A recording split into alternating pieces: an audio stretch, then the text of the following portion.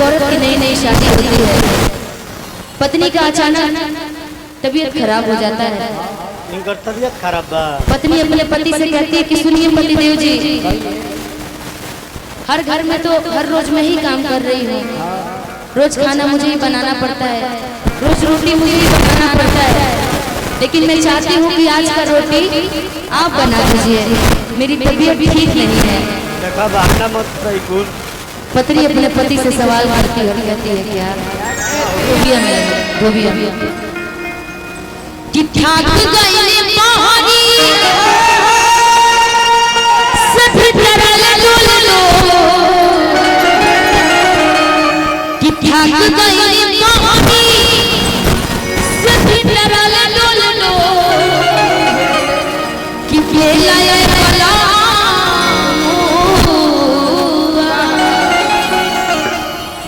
कि बेलाए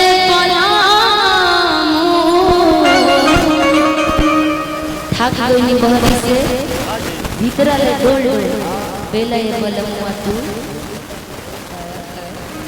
याद आई कि थाकनी बहरी से भीतरा ले डोल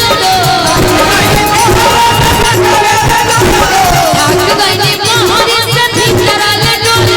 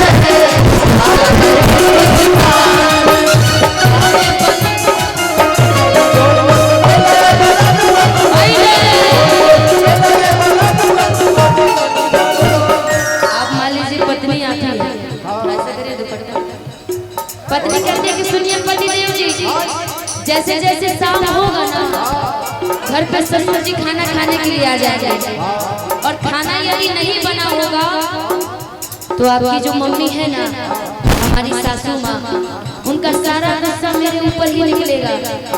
इसीलिए कह रही हूँ कि बात को मान जाइए और रोटी बेच दीजिए ना। पत्नी कहती है क्या होते सजा हरिया बाबू वही आए बाबू वही आए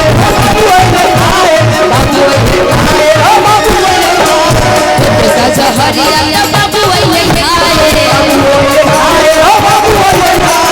बाबू वही आए हो बाबू वही आए बाबू वही आए हो बाबू वही आए ऊपर से अम्मा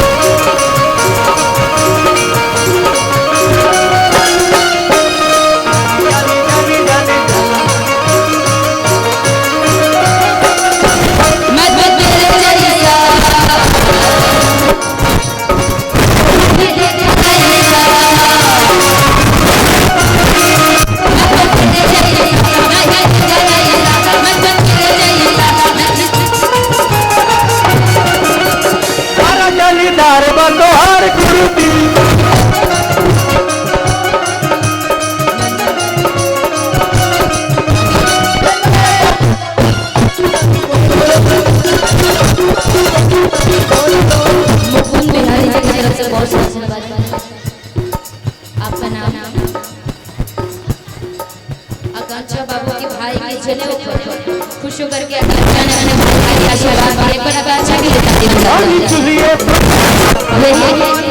यही बहन का प्यार होता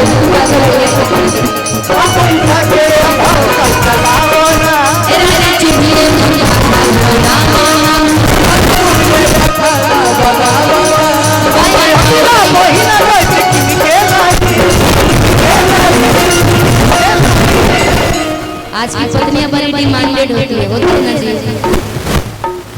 लेकिन मेरे पतुआ मनिया हो जाए, लेकिन मेरे पतुआ मनिया हो जाए, हम तो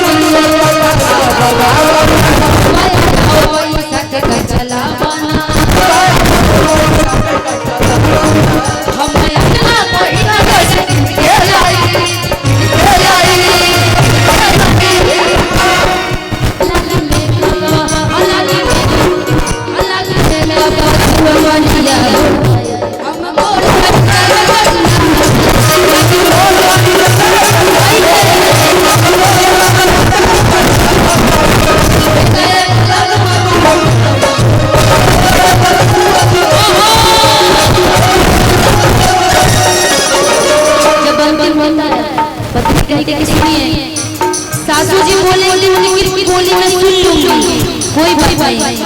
सास ससुर का तो काम है अपने पतों को बोलना, मैं सुन लूंगी उनकी बातें। लेकिन यदि आप अपनी बीवी की बात नहीं मानिएगा ना तो सोचिएगा आगे क्या होगा। पत्नी कहती है क्या, राजा जाने में हरि के सेवा,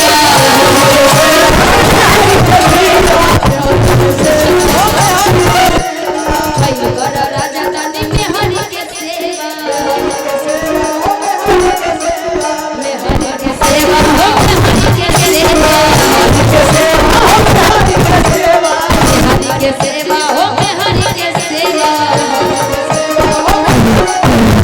कब लोग राजा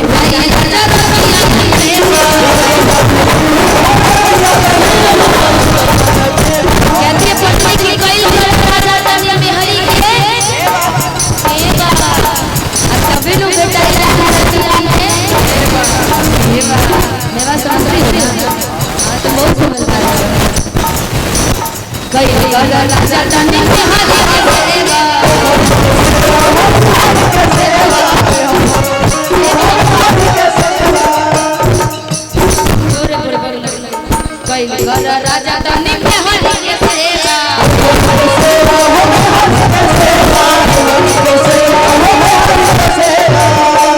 हम बताइए पूछ रहे कई करो राजा जाने में हरि के सेवा, कई सेवा में मेरा ही पॉकेट चाहिए, देखिए क्या कर रही है। ए भगवान, हाँ ठीक है, बस सेवा में के बाही चढ़ा दियो, तो बलि चढ़ाने वाली है। हाँ संस्कारी भी है बहुत ज्यादा, तो पति को बलि चढ़ा देते तो तुरंत बाह चढ़ा दे लो।